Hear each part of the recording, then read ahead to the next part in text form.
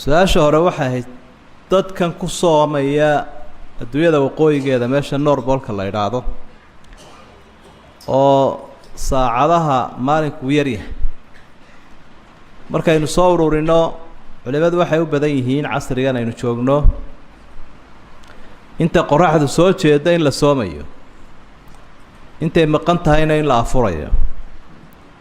marka haddii qoraxdu 2 saacadood idiin soo jeedo ay idinka dhacsan tahay baan leeyahay 2 saacadood unbaa cunaysaa macnaheedu waxa weeye 24 saacadood dee waxaa ka gaadhsiin kartaan uun mala afuriyo in yaroo ka dambayso suxuura qowlka odhanaya iyadoo qoraxdu soo jeeda ha la iska cuno ha la iska cabo waa laga qawisan yahay qowlkaa inkastoo dee dad badani fatwoodeen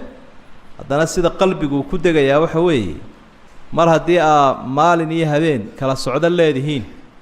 maalinkiina sooma 2 saacadoodba ha ahaado habeenkiina iska afura ilaahay maalin buu sheegay uma atimu siyaama ila al-layl marka saasay culimadu u badan yihiin qowlkooda qawiga